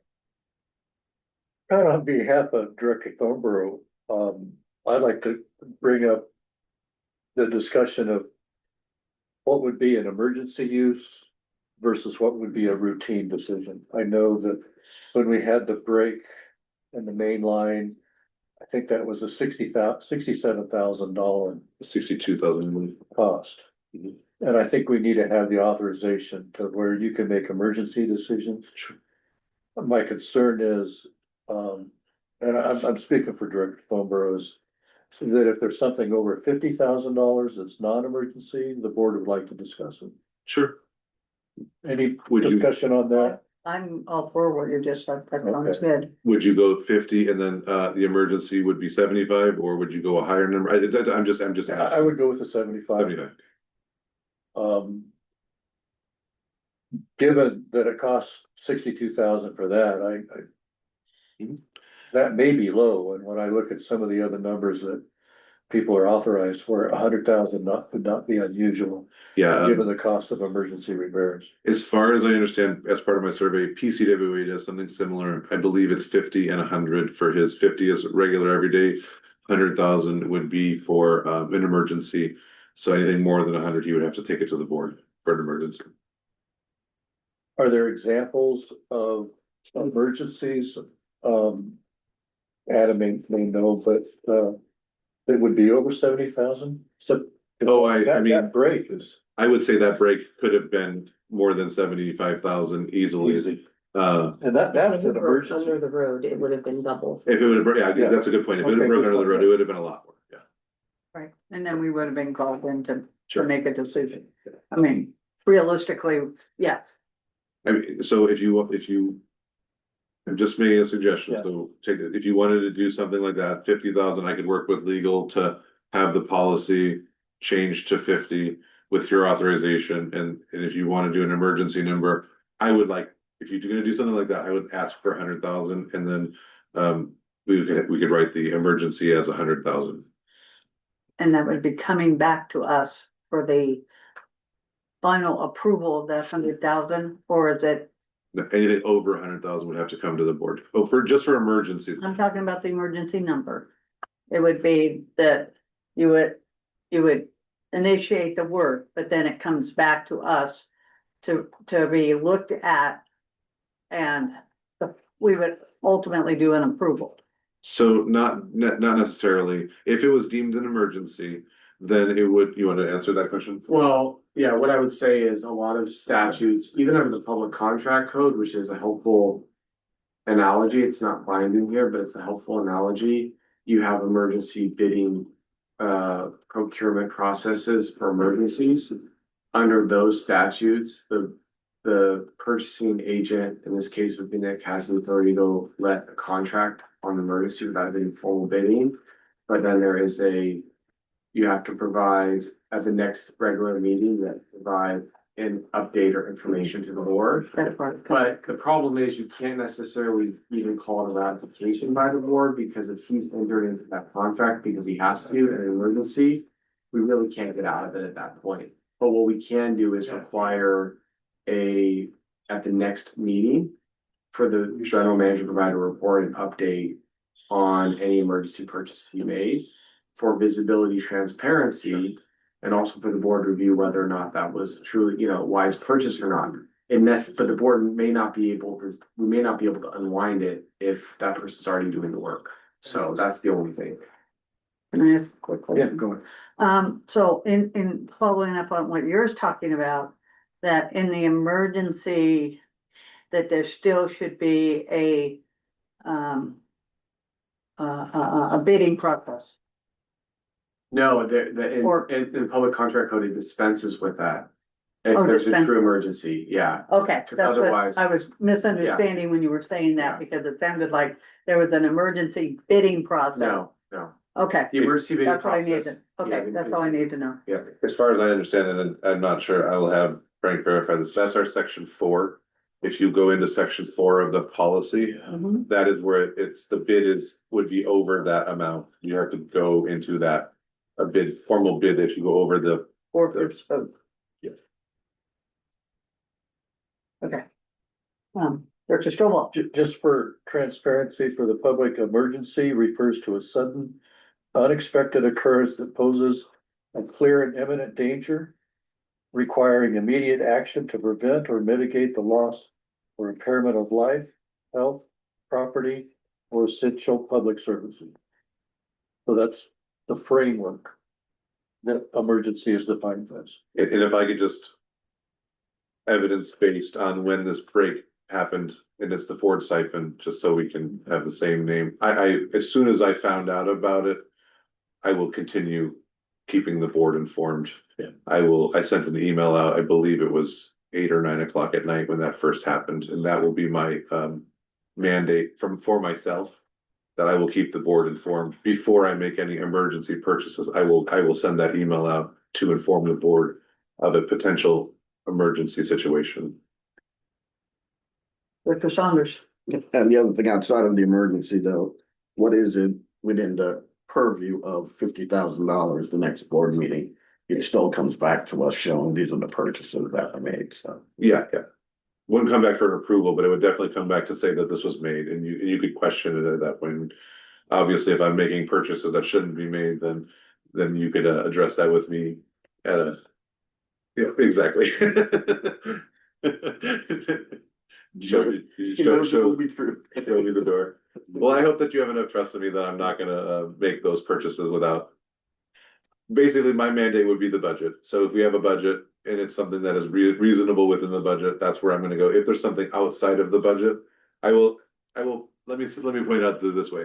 The work on the truck, I could have waited till tomorrow to initiate working on the truck if the 75,000 was granted. However, I still wanted to be transparent and bring it to the board because I think it's important that the board and the public are aware of the things that are happening here at the district. So I like to be transparent. I have nothing to hide from the public. I have nothing to hide from the board, and I wanted to make note of that. And also it's good to get the input of others to look a little farther, that things may not be looked at completely. I completely agree with you, and I welcome your added money to have a further review, and I think that's great. I very much appreciate that. Scary, isn't it? Sometimes. Dr. McDonald. Yes, thanks for getting the updated red line, aka green blue line. Sorry about that. I still don't see the 25,000 on here, but It's if you let me see it, I can maybe show you. I just want to see it. So I spent 20 minutes looking for it last night. I couldn't find it. Now that I got the right copy, I still can't see it.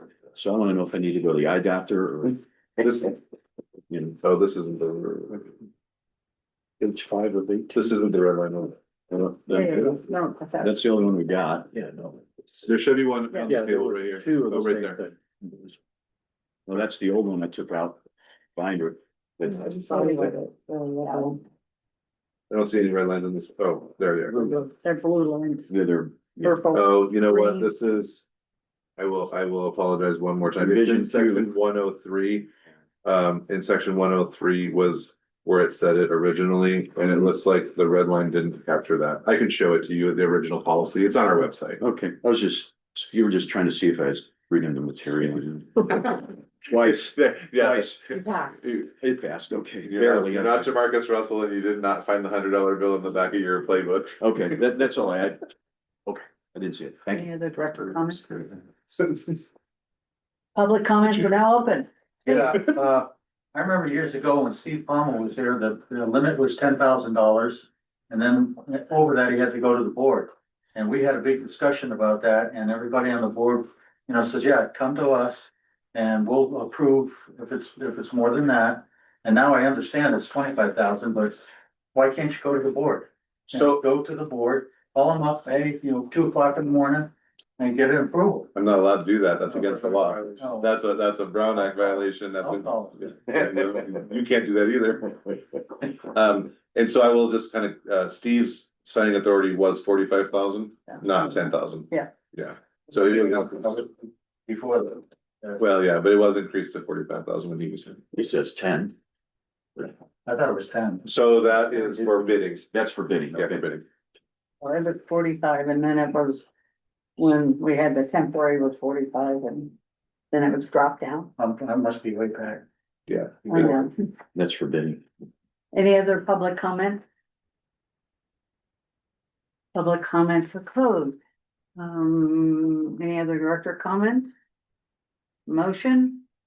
Make a motion that we consider updating the procurement policy 2135 per the blue-green line copy with the $50,000 limit and the $100,000 emergency upper end limit. Whatever the best way of saying For a it. second, Second, any more discussion? does that cover it legal? Okay.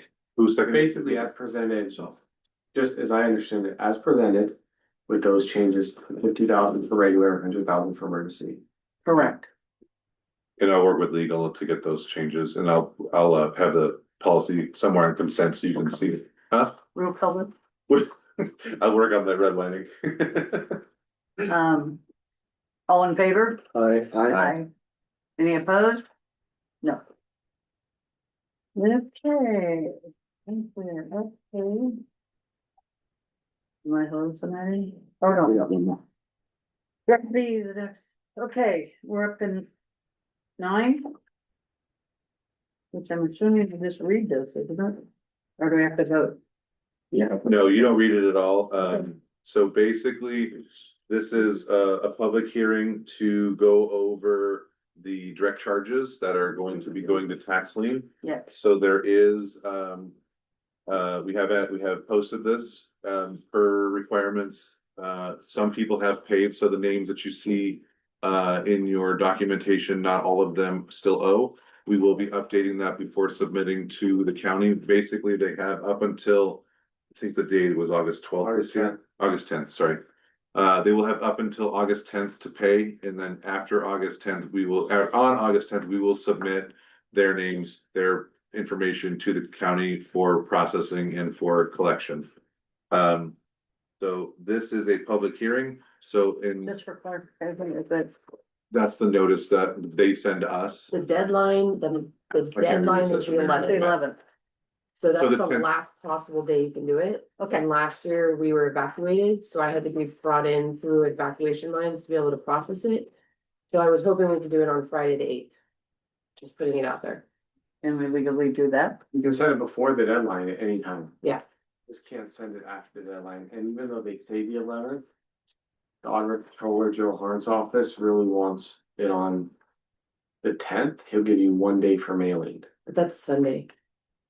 What? The 10th Sunday is is Sunday. Sunday. Okay, so maybe that's why it's extended to the 11th. So we would like to do the 8th. Yeah. Be easier.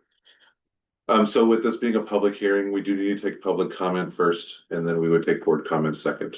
Okay. Do we have any public comments? You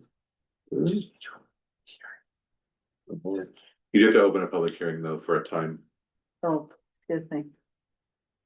Public hearing is now open. It is 3:50 PM. Do we have any public comments on this agenda item? Seeing no public comments, do we have any board comments on this item? Just say yes or no. You got those. Close, I'm sorry, close public comment, I'm gonna call it 3:51, okay? 3:51. I actually spoke quicker than that, but.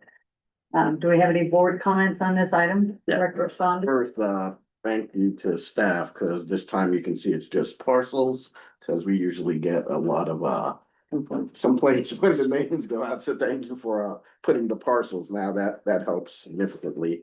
The one thing I did notice is this number is the highest that we've had since I've been here, and it's even higher than COVID, so. That's a little concerning that we're up to 237 and, but usually we get the numbers go down, so. So we're very early. We have had several people pay. And so they still basically have a month to pay. Right. So we keep sending letters and we keep sending correspondence to them. I would imagine the number will be lower, but it is because it's a little bit earlier, and the problem is our next board meeting will fall after Right. the dates, and so we wanted to be proactive. Yeah. And that means the 14th. given. Basically, item number 4, it says on July 31st, water smart notifications will be sent out to the remaining customers. And then on August 1st, there'll be door hangers placed on properties. That's correct. That's only for people that are not do not have contact information in our system. So we do push, email, Yeah, text, we do everything, and then so the water smart system will tell us if those bounce back. So if they don't have push notifications set up, if they don't have a text phone in the system, or if they don't have an email in the system, then it'll tell us, hey, flag, red flag, you need to go put a door hanger on this person's property. yeah, my concern is that on August 7th, it'll be sent to the county tax roll. Is there any way we can move up those two notifications to give customers? That's the final notification. That's not the first notification. That's the final one. They've been They're notified several November times. 12th. We give them notifications every month. Do we know when they actually place it on the tax roll? Like, I know they want our list The Marcia Tover, in the auditor's office. she's the one that keeps track of that because they have a certain amount of time where they can split it off and pay it. So it doesn't get included in the Tax roll. the full tax roll. But We don't it's know when that usually is, like though. November I know it's due in November. 1st. Okay, it's fine, we don't have to, other than, I can look it up for you. Could you? Email me that question and okay, I'll, perfect, thank you. but there is a cutoff date where they can separate it from the property taxes and just pay the lien. Okay. Director Saunders. Did we change the minimum that we put in? Did we set it at $25? Or is it It's, still? yeah, it's always been 25. Yeah, cause I remember sometimes there was like 25 cents on the tax roll said.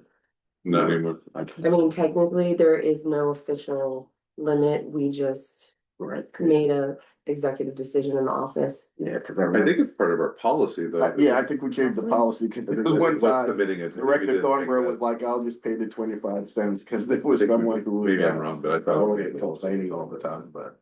Like it's everything. Mm. That's why it used to be 1 penny, 2 penny. We actually brought up a collection in the office to pay people's tax liens off, so they wouldn't end up in the paper. Yeah, Wow. So the one question I have, Oh. is it the 7th or is it the 8th? We're gonna go with the 8th, the So we're Friday. changing item number 6 on the page to be the 8th. Cause it says August 7th. Is that the What same page? thing? Page 2 of 3 on that list. Can we take a look at it? Cause I don't have a I copy. didn't of print it. myself a packet.